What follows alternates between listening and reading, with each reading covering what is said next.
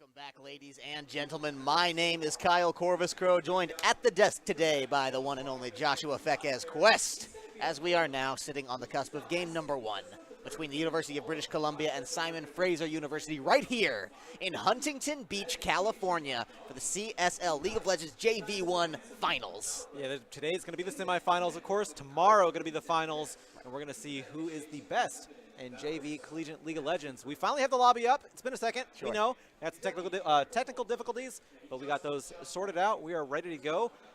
And today, first game going on. This is going to be 3 best-of-3s. Both semifinals and the final are going to be best-of-3. Right. We're going to start out with Simon Fraser University versus University of British Columbia, followed, of course, by Robert Morris University versus Urbana-Champaign at Illinois. Right. Four very big teams, not only in the varsity side, but also obviously JV side. They have a lot of legacy going behind, coming into these games that they want to uphold and defend and extend. I think it's going to be an intense matchup. I think both teams here have a real shot at going the distance in the finals. Obviously, only one of them will, because they have to go through one another, of course, first. So I'm going to see how that one pans out. And then, yeah, I'll have Robert Morris and Urbana-Champaign just a little bit later on today, both of those as well. Strong contenders. Everybody here a strong contender. A lot of buzz around Illinois Urbana-Champaign as well, just in that they went undefeated throughout the remainder, or throughout the duration of the regular season. But with that, ladies and gentlemen, we are getting into picks and bans for game number one. It's going to be Simon Fraser University on the blue side, UBC onto the red side. And we're going to get all that action breaking down for you pretty quickly here. As we do have the first ban coming up. That is going to be Lee Sin, directed toward Boyru, who does like those aggressive junglers. Going to be taking the Lee Sin. He plays a lot of Lee Sin, so no surprise there. Wants to keep that one off the board, especially if you're a skilled Lee Sin player. You're a scary player overall. Going to be banning away Swain away from that mid lane. Swain also just a pretty standard meta ban right now in League of Legends. Taking Swain off the table. No surprises there. Want to get that one out and away before it causes too much trouble. That means it's going to be Kha'Zix on the other side, as they are just gunning for Boyru right now. UBC jungler coming under a lot of fire.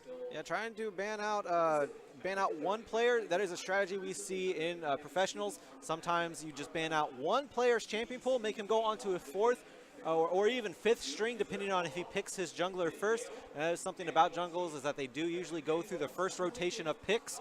So that usually means that you can only ban out 3 junglers if they're going to go that route. We do have Graves also banned out, so that's a third jungler, all geared toward Boyru on the side of University of British Columbia.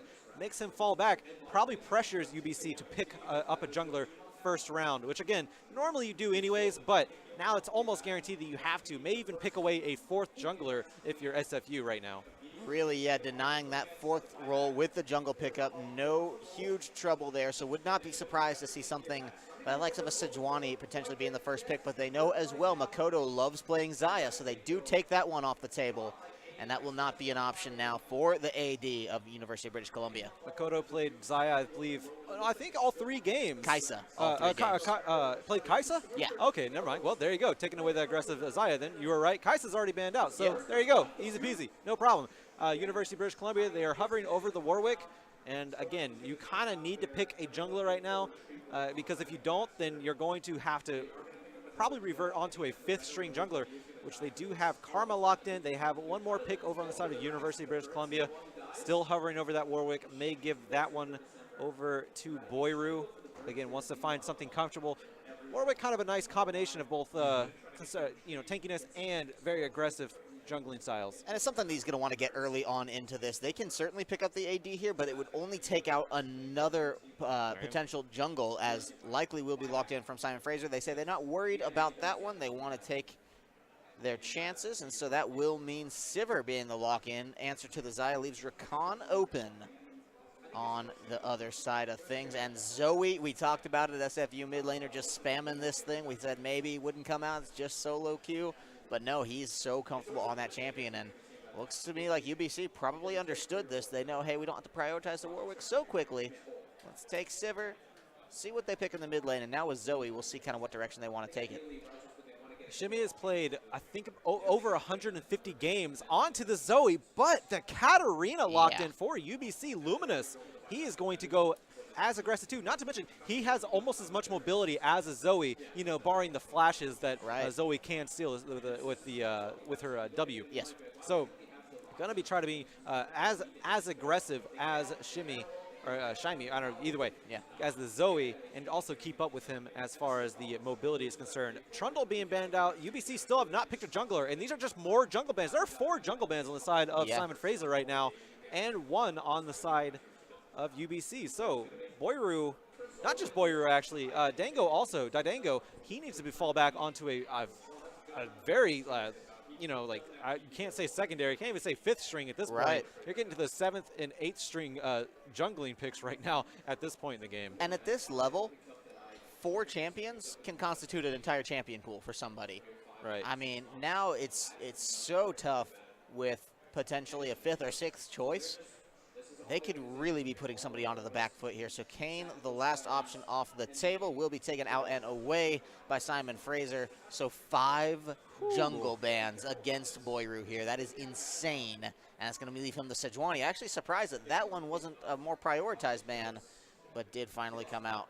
Yeah, it comes out, gets through and comes out. It's locked in for Boyru. They don't want anything else picked away from him. They don't have a jungler over on the side of SFU, which gives UBC the priority to take another jungler away from SFU. It's going to be interesting to see what they pick. Cho'Gath more than likely going to the top lane. At this point, you could probably just run him jungler, but also look at that, Skarner. Another one. Olaf also made it through as well, so they're going to prioritize Skarner. So even though all these very aggressive junglers were banned out, and that's specifically against Boyru. Boyru loves these aggressive junglers. It's going to make him go on to maybe a little bit more of a playstyle he's not used to with that Sejuani. It's very interesting and entertaining to me to watch all of this come out. I feel like a lot of junglers that maybe weren't as heavy ban priority did kind of get the chopping block here, specifically the Graves, the Kha'Zix, the Lee Sin. I know that it's the aggressive style that Boyru likes, but keep in mind, in their series against UCI, University of California, Irvine, we saw Boyru have a decent game on Lee Sin. His second game was another aggressive jungler. I want to say Nidalee, it was? Yes. Kind of sucked. I mean, I don't want to be too disparaging, but don't miss those words. They really did just try to layer so much pressure. It's like, oh, we have to be the aggressive jungler. We have to just get in the face. And that's the style that they were banning out here now from Simon Fraser.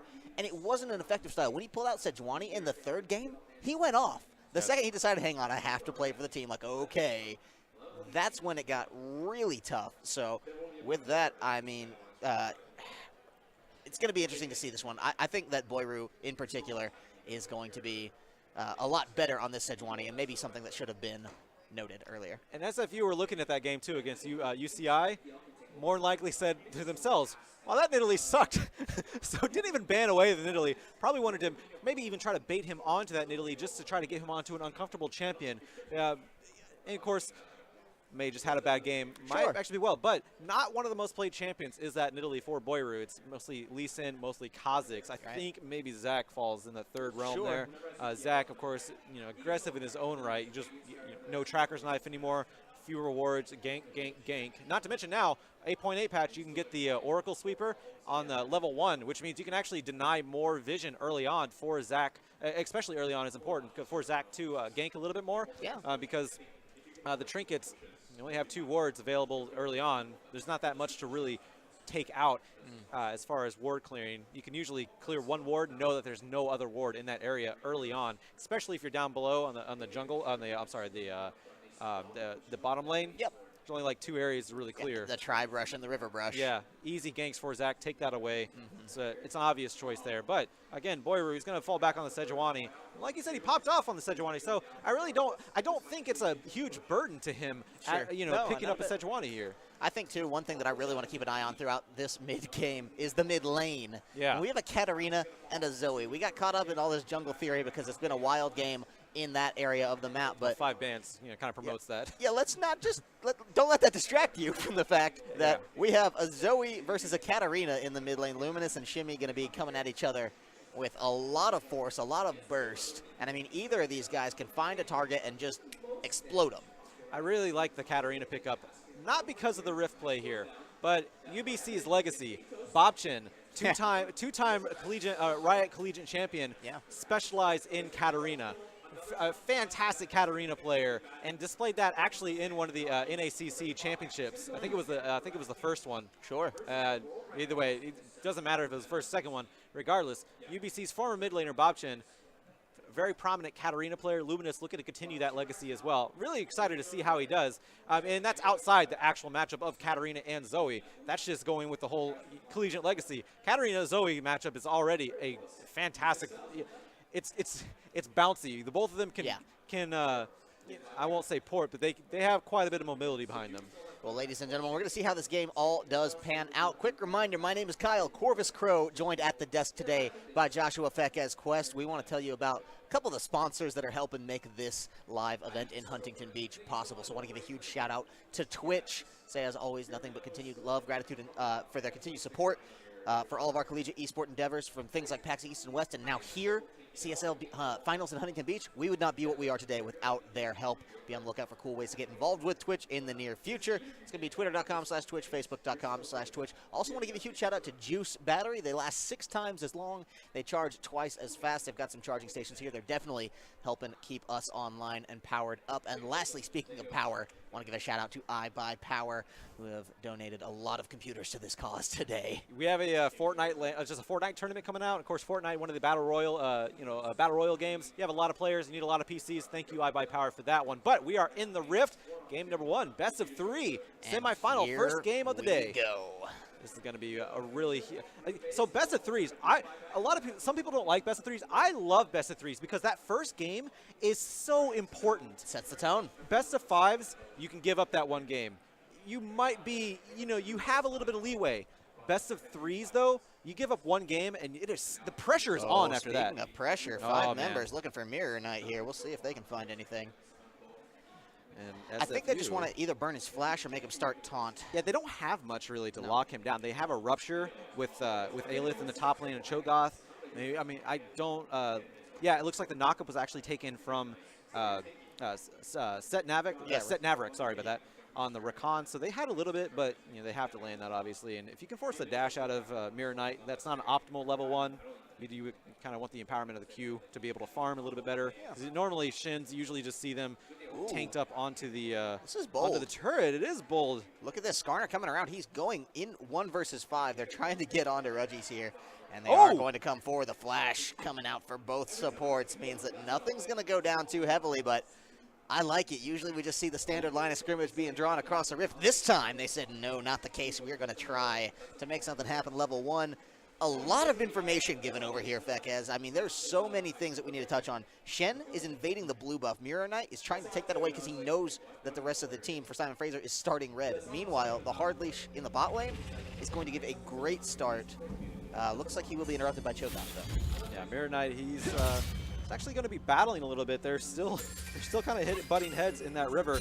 No one has went to the top lane to gain any XP, though, so that is worth noting. But Mirror Knight will get there first, which could equate to a little bit of a level advantage in that top lane, just giving that little bit of slight edge in that top side. Yeah, and that's something that's so important, too, as a Shen. I mean, you don't want to get relegated to just farming under your tower. You certainly can do that as Shen, but if you can be pressing the advantage and making life troublesome for the likes of a Cho'Gath here, you are in great shape throughout, so we'll see how that one does continue to transpire, because top lane is probably not going to be the most interesting of places for the next 6 to 8 minutes, but it's happy. Yeah, Mirror Knight hitting on Shen will hit level 6, and then have the same United to work with throughout the entire map. Now, one thing interesting about the top lane going with Cho'Gath versus a Shen is that it's going to be interesting, it's going to be exciting, I should say, whenever a jungle goes up there, because a Shen is very... it's very easy to set up a gank onto a Cho'Gath when you're with a Shen. Cho'Gath, he has to be pretty close to farm unless he uses Rupture or his Feral Scream. But both of those are still relatively close.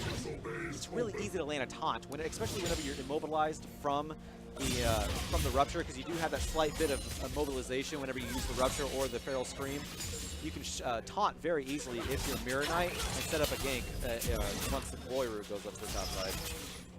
See whether or not Boyru decides to make Boyru, anything happen. Yeah, he's a little low on the health there. Decided, hey, you know what, I need to go on back. And it's going to actually open up his jungle for some invades here. We know that Didango and Shimmy are looking for a little bit of trouble, so we'll see if they can make anything happen there. So just slapping around on some wards. Going to signal to Luminous that he needs to be a little bit careful here throughout the Duration of this mid lane. Doesn't want to get ganked. Knows that Skarner, maybe not the biggest threat early, but a threat all the same, and something they need to account for. Looks like he's just trying to evade the Krugs here for Mirror Knight. Take a little bit away from Boyru. He is going to try to set himself there, even to farm in the jungle right now, but with there was some scouting out onto Boyru. They saw his health bar was low, so they might be trying to just take advantage of that. But it looks like he's actually going to go down to the bot side and cover around the Drake. He did go back, pick up his second jungle item, so he's going to be sustaining himself a little bit more. Obviously, you want that upgrade to the actual knight of the jungler to be able to keep up with the mana demands, but there's not so much worry whenever you're a Skarner or a Sejuani. Skarner, of course, he spams Q. We have a little bit of cheeky play in the bot side, not too much going on. I liked watching Set Never keep that. That was just a nice little clean mechanic play. He dodged the boomerang of Sivir there and kept things moving in the right direction. Zyra Khan really strong, and you know, Sivir Karma, it's a fast lane, it's a poke-heavy lane, and they can really get you kind of on the nose there, but I think just the elusiveness that Setnatic and Erase are going to be able to bring to that with the Zion Rakan is going to mean a lot throughout this game. I want to break down something we didn't get to touch on compositionally, and we might not have a chance because there might be a gank building in the bottom lane, but we'll get to that when we get to that. Compositionally, UBC has drafted a monster protect the Sivir comp here. They got a lot of field coming out from Boyru. Obviously, Mirror Knight with the Stand United on Shen, and the Karma support, not to mention Sivir's own spell shield. That's looking like it's just going to get really tough for Simon Fraser around the time that it gets to the 5-man group up stage. Yeah, it's not traditional like you have. Usually you run the Karma mid and then a Lulu or a Janna on the bot side, but they are kind of going with a pseudo one with Mirror Knight in the top side. They can also do that with Luminous too, by the way. Luminous, so one of the things about SFU's team comp is that they don't really have much engage as far as a catch. They don't have any sort of Scion ult. They don't have Call of the Forge God from Ornn. Right. They have Get in Your Face, drag you to them. Now, they do have, of course, Rakan, but you know, locking him down, that could spell disaster for him. That is something that Luminous may want to take advantage of if he can get into the back lines and just, you know, use Deadly Lotus on everybody and just try to kill, you know. Speaking of Deadly, oh, yeah. Jimmy in some trouble here. Gets to sleep at the right time, but not enough. And Luminous picks up the first kill of the game. First blood now going down to the University of British Columbia. Action might not be over yet as Makoto and Ruggies kind of press a little bit on the bot lane, but it's just going to be a trade, so that means relatively even in CS. First advantage going over to Luminous. He's going to go up about 400 gold for himself there. Luminous having that first kill on the Katarina is the most nightmarish scenario you can have as SFU. Having that Katarina start her snowball is just so scary because she already does have the Dark Seal, by the way. So that if she decides to turn that, if Luminous decides to turn that into the Magi Soul Stealer, that is going to be extremely scary if they cannot slow down Luminous's Katarina. They have to be very, very cautious of as the game builds, but look at this. Daidango wanting to come in for Makoto here. Spell Shield is down. They want to get in. Set Maverick did not get the knock up, and the Ignite's getting him in a lot of trouble. That means Regis is going to pick up that kill. Daidango having to get out of this one, and the teleports cancel. That means Aeth wants to continue pushing that top lane. Mirror Knight should be able to teleport back. It's a good play from UBC thus far. Oh my God. More Shimmy having to flash out defensively, and that's just trouble from Simon Fraser. They're getting dragged all over the map right now. Great play by UBC. Mirror Knight having that level 6 advantage going down to that bot side with Stand United, something that Aelith can't do. He has to teleport and saw that the fight was already over, so cancel his teleport. Obviously, he goes on to reduce cooldown now, but he is down a teleport. Mirror Knight has to use his teleport to go up. He doesn't lose anything for that. He gets an assist. Very nice play by UBC, assisting that bot side, and then Luminous keeping the flank from happening as well. Just a chunky shimmy, by the way, one combo. Really, that is so scary. Yeah. With that, we'll see what they can do to recover on the side of Simon Fraser. Daidango still not level 6, and that means Luminous going to feel pretty confident hopping over the wall. Do a little bit of slap damage, but says we're not going to try to close this one. That was actually a flash.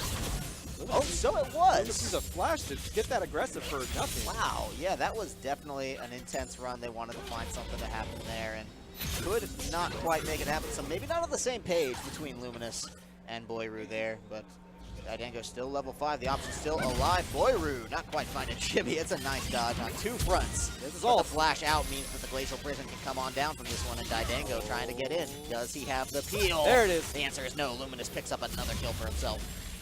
Very nice, just a timing from Boyru, throwing out the Glacial Prison, being able to give Luminous enough time to get into position, throw the Deadly Lotus. It only took one proc of the Deadly Lotus to actually kill Shimmy, so gets that little bit of KDA padded onto his stats there. That's 2 kills now for Luminous already. It's only 9 minutes into the game, and that means we're going to see more trouble brewing on the side of Simon Fraser. They're not happy about the way this is going. Look at the ward coverage in the bot half of the map right now. I mean, UBC firing on all cylinders here. They're doing a great job overall in Boyru, finally getting into these team fights as well. Now the level 6 has that Glacial Prison, able to throw out that, and especially Luminous. If you can throw that onto Shimmy, at this point with 4 stacks on the Dark Seal, all you need is a Glacial Prison onto Shimmy, and Luminous is going to completely delete him. Yeah. Of course, Luminous, not Luminous, I'm sorry, Shimmy, of course, can have the, a potential cleanse if he's able to steal that summoner spell, but it's not looking too good for him. Which actually, there's no cleanse. I think he actually hasn't had to steal. There's no cleanse to steal. Right. So, with that being said, Shimmy in a very bad position, needs to be a lot more mindful. May want to actually just stop at that lost chapter for the mana issues and just build straight into a Zhonya's Hourglass at this point. I like to be staying relevant on farm, honestly. Just being able to keep up in that capacity means that all hope is not yet lost for Simon Fraser. It's only 10 minutes into this game, and it's only game number 1. This is the Grace game. It's not do or die yet. That starts at game 2.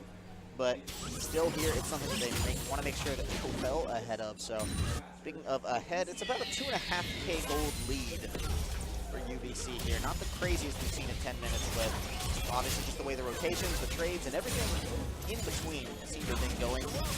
It looks like UBC's game right now. So far, and you said the best of 3 format, it's not do or die right now. But of course, again, game number 1, if you lose that, the pressure is so much heavier in game number 2. Neither team wants to experience that, so going to try their best, SFU is to come back into their own favor. They're having a rough laning phase. That might not equate to a rough mid game for them. They might be able to team fight a little bit better than they can play on their individual mechanics alone. Yeah. See how it plays out here. Of course, with Luminous, he can be so aggressive. This is one of the issues right now. Mid lane, one of the biggest advantages of playing the mid lane, or one of the biggest things you can do to get an advantage of mid lane, is to shove. And hold on.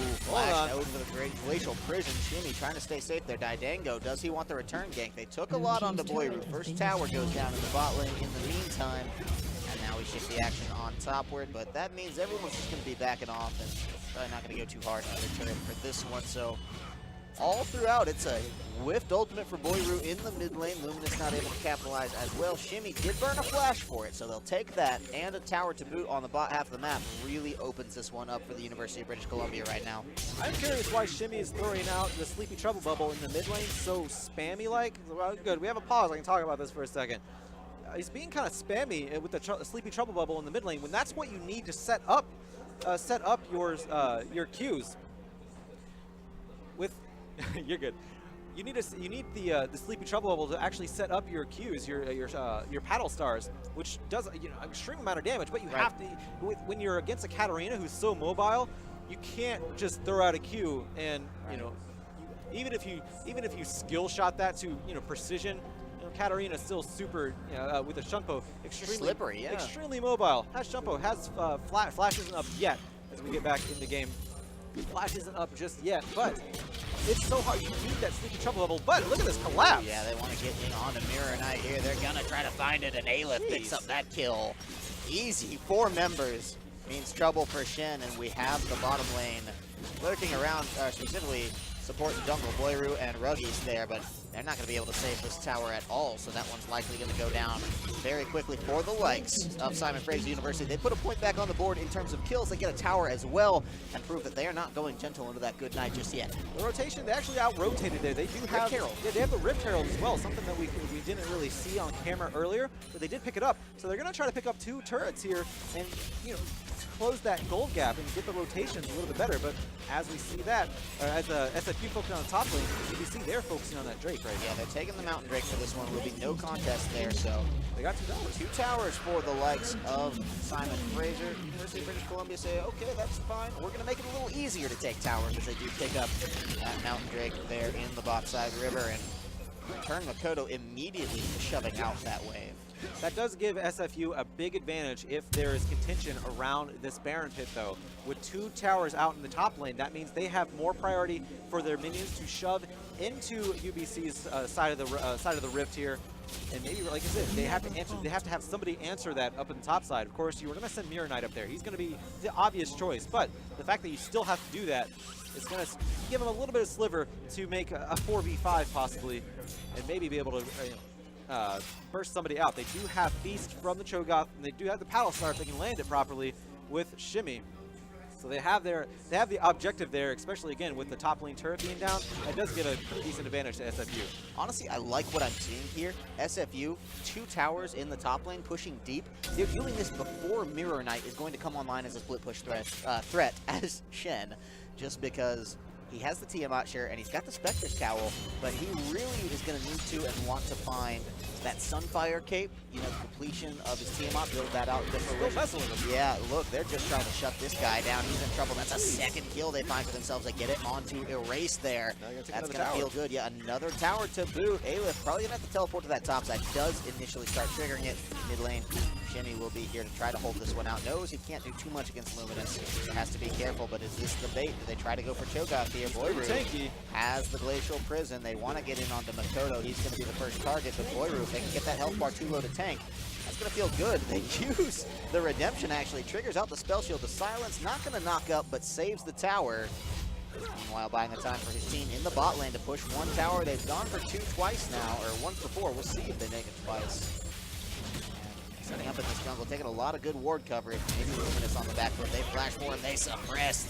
They're going to be using the Stand United to try to get in onto that one. Means the charm before the taunt gets in there, and that's a pretty big one to weigh. But look at that, Luminous was able to get over the wall with the flash. They're trying to find Mirror Knight again. He's been in this position twice before, and twice it did not go well for him. Meanwhile, blue turret destroyed top lane.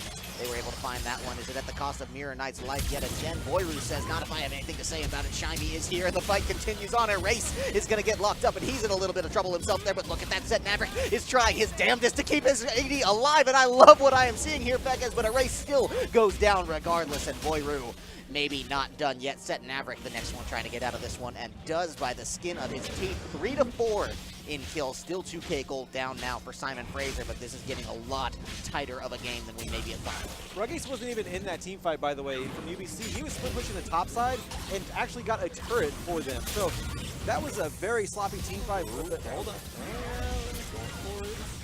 Don't think anything's going to go too crazy here. Maybe they do want to keep finding a Boyru in a little bit. They do have trouble. Shiny there. Shiny is there, and he's popping off. Ruggies going to find him, but trade his own life for that one. Makoto was not present, but is now, and will likely mean that this one comes to a screeching halt.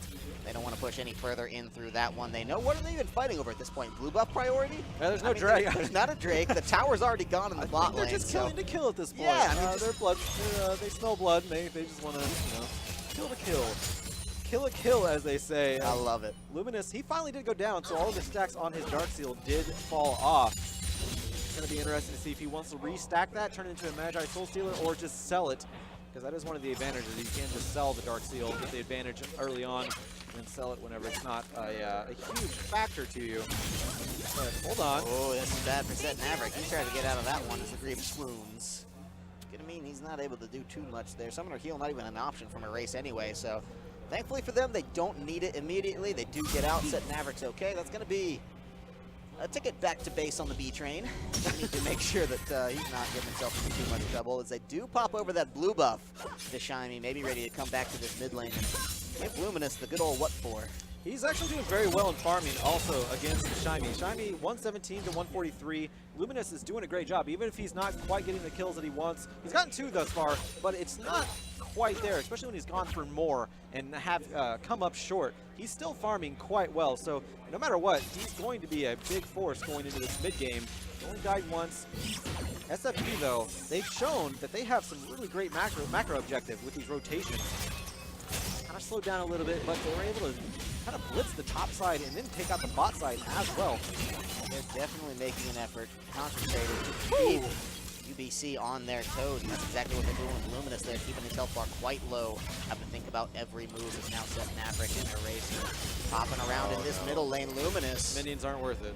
Yeah, needs to be careful. Mirror Knight having to use his shield pool just to keep things okay. Block the auto attacks there, and pressure's been building from Simon Fraser lately. They continue to have domination over this mid lane, trying to make sure that they own this portion of the rift, with the Dragon potentially next up on the table, only 30 seconds away.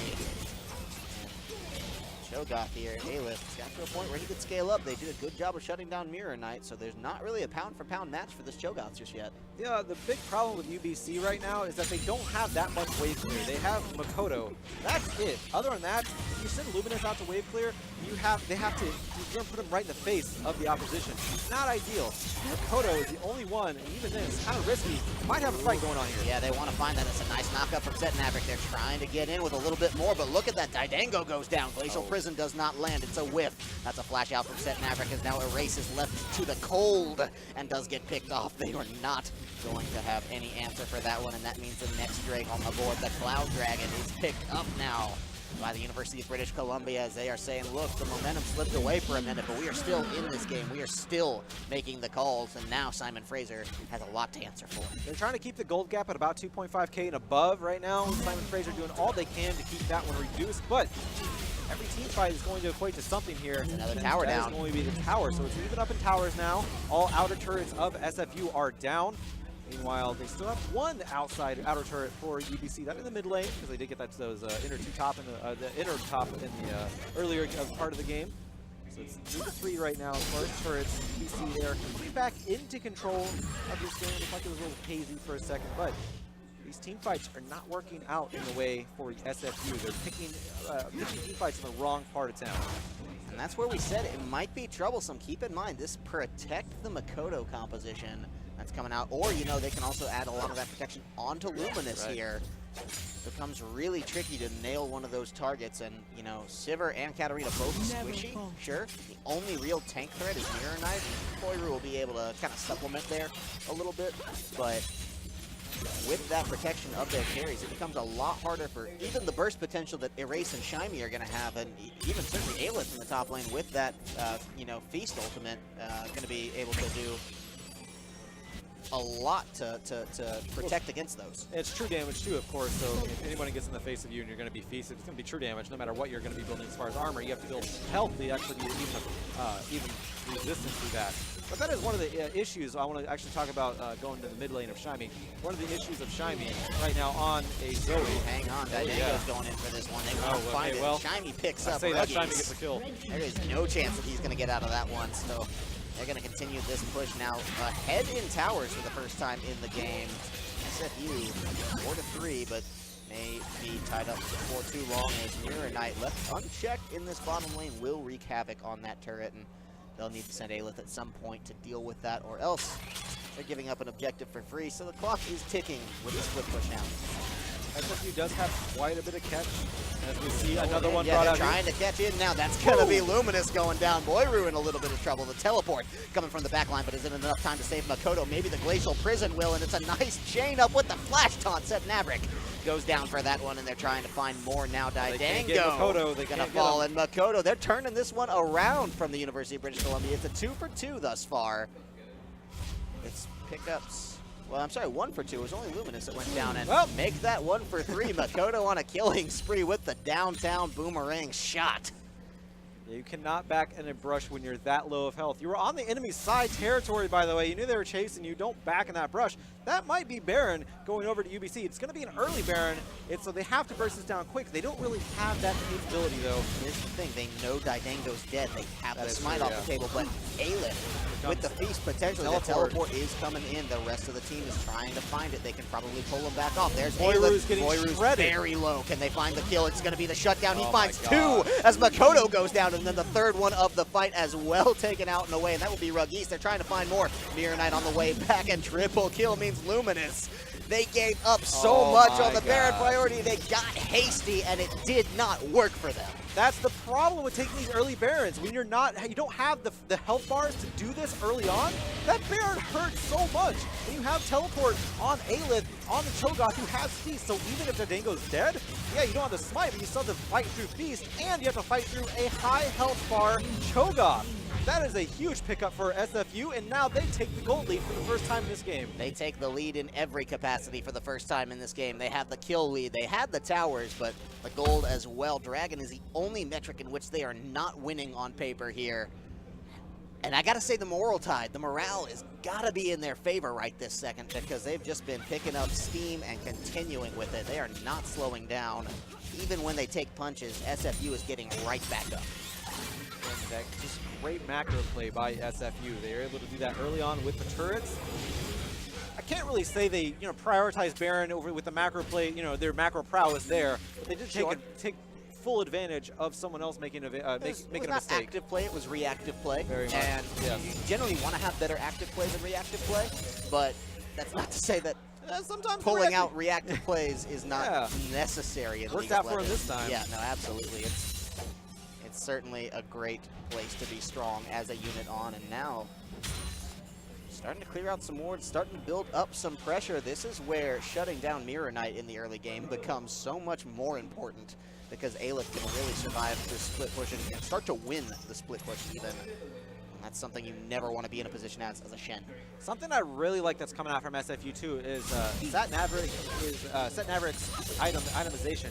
He's got Shirelias, which is so good for 3 of the members on SFU, for the Cho'Gath, for the Skarner, and for the Rakan, to be able to catch and delete somebody on the side of UBC. That's kind of been the bane of UBC right now. They've been getting caught every now and then being taken advantage of. SFU, they gave themselves a little bit more of a tool with that Shirelias. Not only that, but it's a great answer too if Makoto tries to engage with on the hunt, or resonates with the speed of Karma Raw, so they need to have an answer for that. It's very intelligent that they built that Shirelias onto the Rakan, especially with the way their composition works out on the offensive as well, so that's going to feel pretty good for them as they take another tower, stretch that lead up by 2, and they are definitely in command of the gold this game, in command of the flow. Keep in mind, we're only 25 minutes in, still look like it. Mid-game, no, this is bad news for Luminous. They try to throw everything. The Stand United comes down, but it's not enough, and now Boyru, the target, can they find more? That's going to be Makoto as well, and this is bad news with all the damage dead from UVC. They may be in trouble for this game. These are 30-second death timers. The first inhibitor's down. Fekez, they may be looking to push this one out. They have a cannon minion here. They don't have a banner command, though, to back it up, but they do have a cannon minion with Baron-powered minions on it, or Baron empowerment on it, I should say. It's the last-ditch effort. Can they stall this one out? UBC, they know it's do or die. They go in. They're going to find the first tower. SFU picks that one up, and look at that. They get Mirror Knight down. He's in some trouble now. They bought some time. Luminous is 10 seconds away. They know they cannot hang with those low health bars around when a Katarina with all the reset potential in the world comes up, but this is massive for SFU. They are definitely looking to close the final gaps and finish game number 1 here. So close. We're approaching 26 minutes, and already the bot lane inhibitor and one of the Nexus turrets are down for University of British Columbia. SFU, they turning this one around. They had not such a great laning phase. Their laning phase was not to their advantage. Shimey was getting pretty much derped by Luminous. Just getting reached across the lane and just kind of gave him a good smack. Yeah, nice. The smacking had a blade at the end of it, so that's one of the biggest parts of that one. And of course, bot side, Makoto Rudji's doing fine as well. Of course, now he's being out farmed, but Mirror Knight helping out on the bot side too. So there is so much potential for UBC. And now that we talk about it, there's the Drake picked up for Simon Fraser. Yeah, Mountain Drake. They're already doing great with these team fights, catching out and then turning into their favor. And now when they get to a turret, it's going to be even more of a nightmare for UBC. As if it hadn't been already, right? But turning up the heat, there's certainly going to be something they're going to feel good about. That, ladies and gentlemen, is a disconnect in the mid lane. So we're going to get that solved pretty quickly here. Just happens. Believe that was actually... That was the mid lane. SFU that was doing that one, so... Yeah, that was a mid lane mid lane DC, I should say. So they're gonna get that one fixed up pretty soon here. We welcome you back to the casting desk. Yeah, just biding time with something maybe a little prettier to look at than the League of Legends gray screen. Talking, of course, about Joshua Fekes Quest right here. Of course, my name is Kyle Corvus Crow, paragon of humility. Glad to have you here with us, ladies and gentlemen, at the CSL JV Finals here in Huntington Beach, California. Of course, this is the semifinals. Yep. This weekend in general, we're calling it the finals. Yeah. I mean, it is the CSL Finals, regardless. As we get back into the game, it's still a CSL Finals. So somebody's going to go on tomorrow, and that is the actual final going to be played. But regardless, it's going to be the semifinals, and like I said, best of 3. So whoever loses here, obviously, UBC, they have their back against the wall here. They're going to have a little bit of a breathing room after this game, recuperate, get into game number 2, try to bring it to game number 2. Yeah, right. Shake out the nerves. A couple jumping jacks as we pause again. Mid laner computer is slow-mo, is what they're saying here. So do need to make sure that everything's a-okay and not worry too heavily about the remainder of this game. Shimmy gonna get the reset there. Obviously wants to make sure that he is in position to win this game. He's 4-4-4. So he definitely is in a position to carry throughout. 4 kills, 4 assists, and unfortunately 4 deaths, all picked up by the carries over there on the side of UBC. A lot of that to Makoto and Luminous.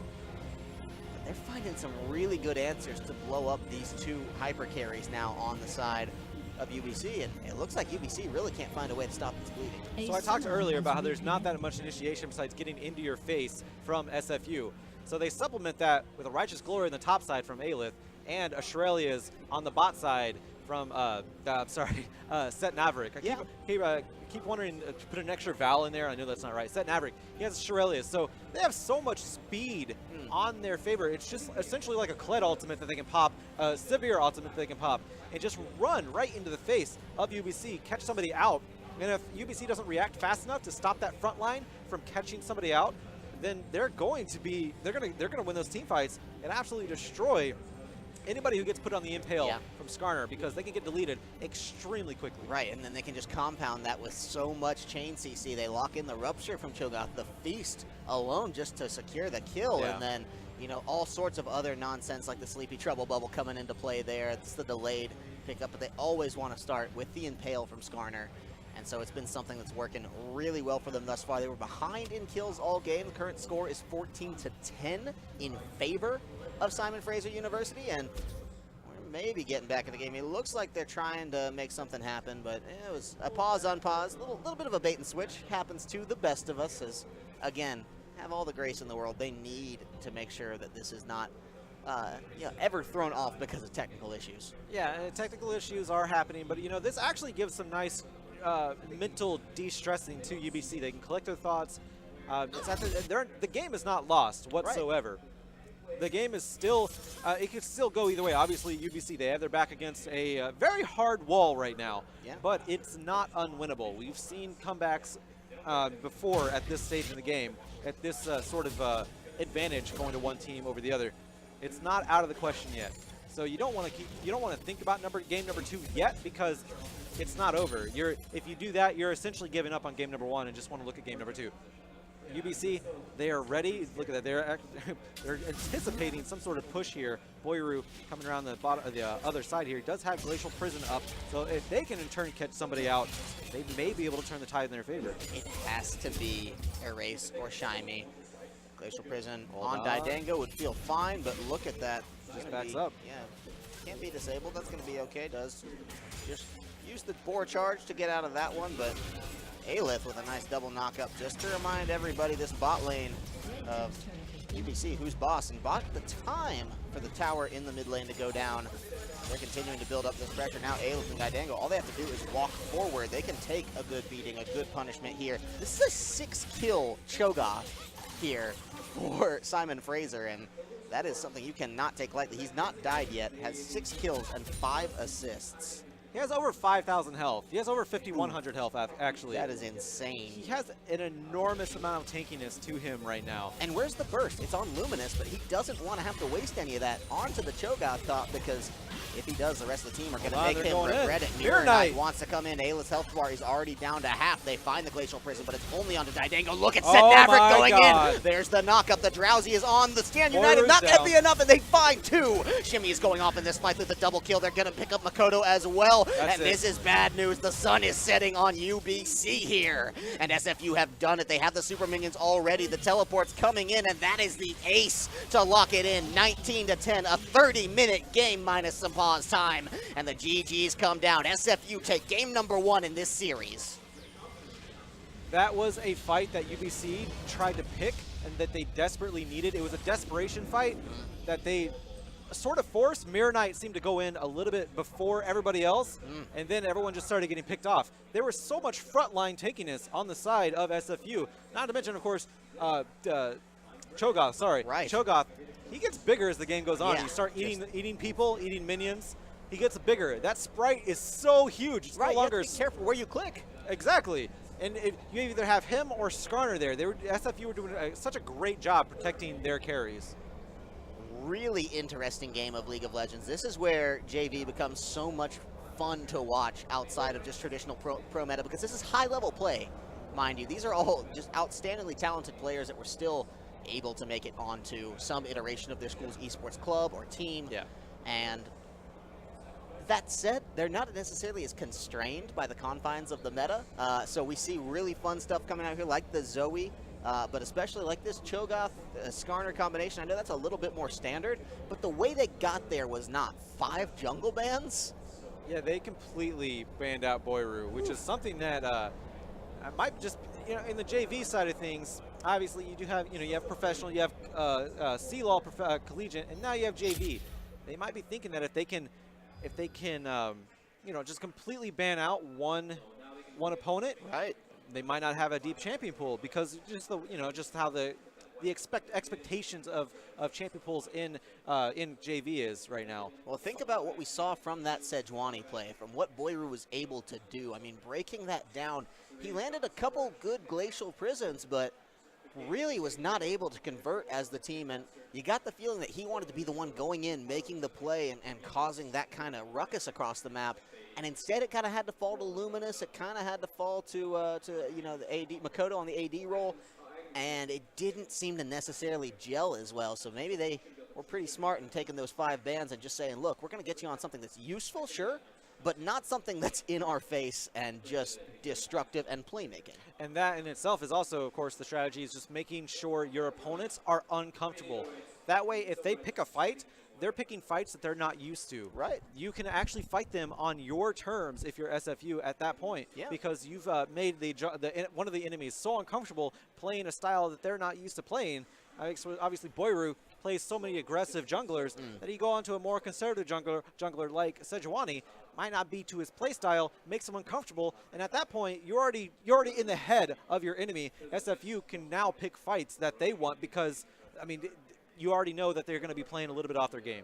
Well, with that, UBC now fall down into back against the wall position. They have to win 2 in a row. They cannot slack at any point in the rest of this series, because SFU, circling like sharks in the water now, they have a situation in which, one more game puts them through to it. They already have the momentum behind it, and they can really maybe start to keep this flustered run up. But ladies and gentlemen, with that, we are going to be taking a quick break, give these players a little bit of time to mentally reset. So we're going to be throwing it over to our sponsors. Please don't go anywhere.